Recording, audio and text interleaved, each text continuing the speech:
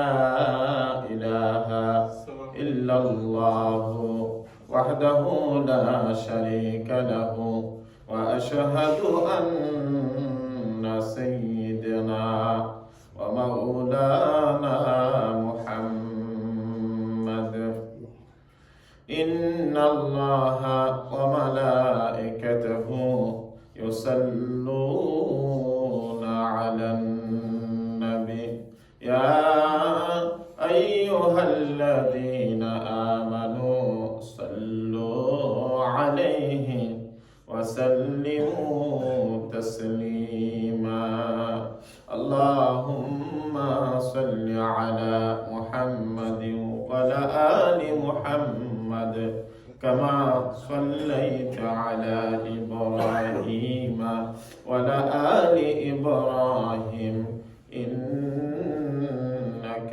حميد مجيد الصلاة والسلام عليك يا رسول الله الصلاة والسلام عليك يا حبيب الله الصلاة والسلام عليك يا شافي المذنبين الصلاة والسلام عليك يا رحمة للعالمين بلغ العلا بكماله كشف الدجى بجماله حسنت جميع خصاله صلوا عليه وآله اللهم صل وسلم وبارك عليه উপস্থিত মুআজ্জাজ মুহতারাম দিগারে সম্মানিত মুসল্লিয়ানে কেরাম, আমরা মহান মনিবের দরবারে আলিশানে লক্ষ কোটি শুকর আর সুজুদ আদায় করছি যে আল্লাহ সুবহানাহু ওয়া তাআলা আপনি আমাদেরকে জুমার দিনে দয়া করে মায়া করে প্রচন্ড শীতের মধ্যে, যেখানে মাইনাস গতকালও দেখেছিলাম 8, আজকে মনে সকালে 7 ছিল, তো এত শীতের মধ্যেও আল্লাহ পাক রব্বুল আলামিন আল্লাহর করে আপনাদেরকে আমাদেরকে পৌঁছে দিয়েছে। এর জন্য আমরা আল্লাহর শুকরিয়া আদায় করি। আমরা সকলে বলি আলহামদুলিল্লাহ হামদান কাসীরান তাইয়িবান মুবারাকান ফীহি।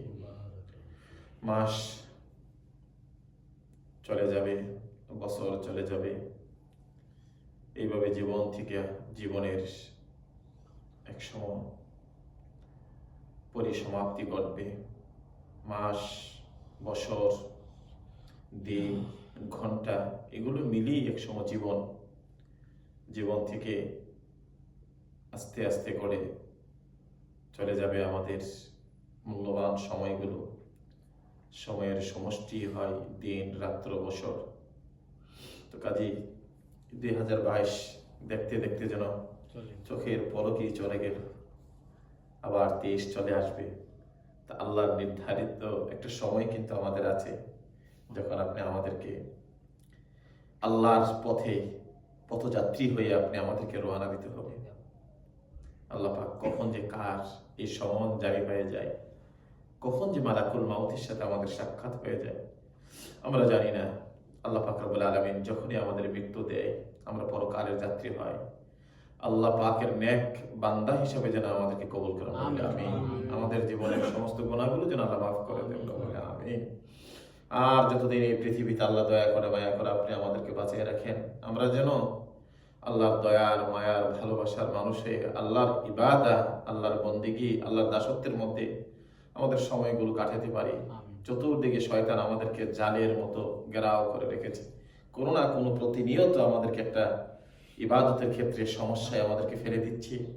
হয়তো মানসিক, আর না হয়তো অর্থনৈতিক, না হয়তো ছেলে মেয়ে, যে কোনো একটা মানুষের মধ্যে অশান্তি থাকলে মানুষ কিন্তু একনিষ্ঠভাবে আল্লাহকে ডাকতে পারে না।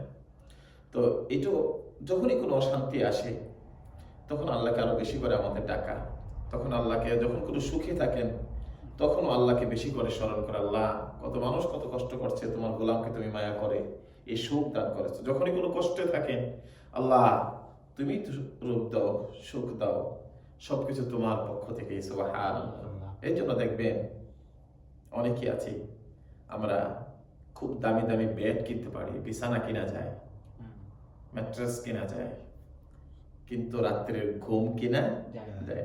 আপনি 10 লক্ষ টাকাতে খাট কিনলেন, কিন্তু রাত্রে ঘুম আসলো না। ঘুম কার পক্ষ থেকে আসে? আল্লাহর পক্ষ থেকে। এই জন্য দুনিয়ার সব কিনা যায়, কিন্তু ঘুম কিনা যায় না। ঘুম কার নিয়ামত? আল্লাহর নিয়ামত। এগুলো চিন্তা করতে হয়। অসুস্থ হয়েছেন, ওষুধ কিনা যাবে, পৃথিবীর দামি দামি কান্ট্রিতে যাইয়া বড় বড় ডাক্তার দিয়ে আপনি চিকিৎসা করাতে পারবেন, কিন্তু সুস্থতার মালিক কে? আল্লাহ। তাহলে পৃথিবীর দামি হসপিটালগুলোতে গিয়ে আপনি থাকতে পারবেন, পৃথিবীর দামি ডাক্তার আপনি দেখাইতে পারবেন, পৃথিবীর দামি দামি ওষুধগুলো খেতে পারবেন, কিন্তু সুস্থতা দেওয়ার মালিক আল্লাহ। এই চিন্তা চেতনা আপনি আমাদেরকে থাকতে হবে। আল্লাহর প্রতি অগাধ ভালোবাসা, বিশ্বাস। আল্লাহ সুবহানাল্লাহ বিহামদিহি সুবহানাল্লাহিল আযীম। যাই হোক, আজকে ১৪ই ডিসেম্বর, এই দিন আমাদের বাঙালি জাতির গৌরবের দিন, গৌরব গাথা দিন। এই দিনে আল্লাহ পাক রব্বুল আলামিন লাল সবুজের পতাকার একটা সোনার বাংলাদেশ আমাদেরকে আল্লাহ পাক রব্বুল আলামিন দান করেছিলেন। যে দেশের একটা নিজস্ব স্বকীয়তা, নিজস্ব পাসপোর্ট, নিজস্ব কিছু আমাদের একটা মাতৃভূমি আল্লাহ পাক আমাদেরকে দান করেছিলেন। হব্বুল ওয়াতানি মিনাল ঈমান। দেশকে ভালোবাসা, দেশের মানুষকে ভালোবাসা, এটা ঈমানের অংশ। আজকে এই 16 ডিসেম্বরে যাদের রক্তের বিনিময়ে এই লাল সবুজের পতাকা বাংলার জমিনে উত্তোলিত হয়েছিল, তাদের রুহের মাগফিরাতের জন্য আমরা সর্বপ্রথমই দোয়া করি, আল্লাহ যেন তাদেরকে জান্নাতুল ফেরদৌস নসিব দান করেন রব্বুল আলামিন। যারা দেশের জন্য কষ্ট করেছে, রক্ত দিয়েছে, একটা সোনার বাংলা আমাদেরকে উপহার দিয়েছেন, আল্লাহ যেন সকলকে মাফ করে দেয়, আমরা বলি আমিন। আমার দেশটাকে যেন আল্লাহ পাক রব্বুল আলামিন বহিঃশক্তির আক্রমণ থেকে এবং সমস্ত বিপদ আপদ থেকে, অর্থনৈতিক থেকে ধরে সবকিছু যেন আল্লাহ আমাদের এই দেশকে হেফাজত করে, আমরা বলি আমিন। যাই হোক, আমরা সোজাসুজি প্রতিনিয়তই আমরা প্রতি জুমার দিনই আমরা একটা সূরা নিয়ে আলোচনা করছিলাম, সূরাত তাহা, এবং অত্যন্ত গুরুত্বপূর্ণ আলোচনা আমরা শুরু করে দিয়েছিলাম। যারা প্রথমার্ধে আসেন, আলোচনাগুলো আপনারা মনোযোগ সহকারে শুনছেন। আল্লাহ পাক রব্বুল আলামিন এই কোরআনুল কারীমে মুসা আলাইহিস সালাতু সালামের সাথে, মুসা আলাইহিস সালাতু সালাম ওনার স্ত্রীকে নিয়ে রওনা হলেন মাদায়েন থেকে, শ্বশুর বাড়ি থেকে নিজের স্ত্রীকে নিয়ে শেষ পর্যন্ত যাইয়া তুয়া পর্বত, তুর পর্বতের কিনারায় যে আল্লাহর সাথে তার সাক্ষাৎ হয়ে গেল। সেখানে যে আল্লাহর সাথে কথা হলো, আল্লাহ পাক রব্বুল আলামিন শেষ পর্যন্ত পরিচয় দিলেন, আমি তোমার আল্লাহ, আমি তোমার রব। সেখানে কথাবার্তা হলো, সবকিছু হলো। অনেকে আছে যে এখানে এই ঘটনার পরে ওইটা বলেন যে মুসা আলাইহিস সালাম যে ওনার স্ত্রীকে নিয়ে আসছিল, ওনার কি ছেলে হয়েছিল না মেয়ে হয়েছিল, অথবা এই জন্মটা কিভাবে হয়েছিল, না আল্লাহ ওই দিকের আলোচনা করেন নাই। ওই জায়গাটা আল্লাহ ওইভাবে রেখে দিয়েছেন। যেহেতু আল্লাহর সাথে তখন মুসা আলাইহিস সালামের পরিচয় হয়েছে, কথাবার্তা হয়েছে আল্লাহ পাক রব্বুল আলামিন, তখন আর বাকি কোনো সমস্যা থাকার কথা না। যতই বিপদ আসুক, যে মালিকের সন্ধানে আপনি এত খোঁজাখুঁজি করছেন, সেই মালিকই যখন এসে আপনি আমাকে ধরা দিয়েছেন, তখন আপনি আমাদের আর বিপদ আর কষ্ট সেটা থাকার কথা না। আল্লাহর নবী হযরতে মূসা আলাইহিস সালাতু সালাম আল্লাহর কাছে দোয়া করলেন, আল্লাহ রাব্বুল আলামিন মূসা নবীর দোয়া কবুল করে নিলেন। দুনিয়ার বিপদ আপদ গুলো আল্লাহ রাব্বুল আলামিন দূর করে দিলেন। এবার আল্লাহ রাব্বুল আলামিন কথাবার্তা হওয়ার পরে আল্লাহ বললেন, মূসা ওয়া আনা ইখতারতুকা ফাসতামি লিমা ইউহা। ওয়া আনা ইখতারতুক, হে মূসা, তোমাকে আমি এই দুনিয়াতে একজন প্রতিনিধি হিসাবে, আমি তোমাকে প্রতিনিধি হিসাবে ইখতারতুকা, ওয়া আনা ইখতারতুকা, আমি তোমাকে প্রতিনিধি হিসাবে আমি নিযুক্ত করলাম। ফাসতামি, অতঃপর তুমি শুনতে থাকো, লিমা ইউহা, তোমার প্রতি যা অবতীর্ণ হচ্ছে আল্লাহর পক্ষ থেকে, আমি আল্লাহর পক্ষ থেকে যে ওহী প্রত্যাদেশ যা আসছে, তুমি মনোযোগ দিয়ে কথাগুলো শোনো। আমি আল্লাহ রাব্বুল আলামিন, আমি তোমাকে আমার দিনের জন্য মনোনীত করলাম। সুবহানাল্লাহ। তাহলে গেলেন আগুনের সন্ধানে, সেখানে আল্লাহর সাথে সাক্ষাৎ পাইলেন, সেখানে নবুয়তের স্বাদ আল্লাহ পাক রব্বুল আলামিন দিয়ে দিলেন। সুবহানাল্লাহ। মূসা আলাইহিস সালাম এ কথা বলে আল্লাহ পাক রব্বুল আলামিন এবার মূসা নবীকে আল্লাহর একত্ববাদের রিসালাতের পরিচয় দিলেন। আল্লাহ বললেন, মূসা আমি তোমাকে মনোনীত করলাম আমার দ্বীনের জন্য, আর আমি আল্লাহ যখন ওহী করি এই ওহীর বাণীগুলো তুমি শুনতে থাকো, ওহীর কথাগুলো তুমি শুনতে থাকো, আর আমি আল্লাহ রাব্বুল আলামিনের নির্দেশগুলো তোমরা পালন করো। তারপর আয়াতে 14 নম্বর আয়াতে সূরা তাহা আল্লাহ রাব্বুল আলামিন বলেন, ইন্নানি আনাল্লাহু লা ইলাহা ইল্লা আনা ফা'বুদনি।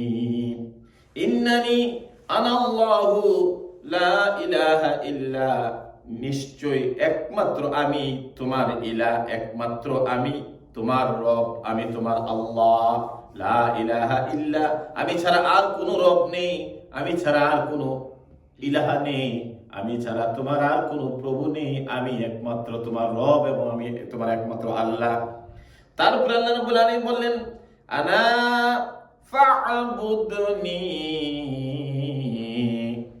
আর একমাত্র আমার জন্যই তুমি আমারই ইবাদত করবে, আর কারো ইবাদত করবে না।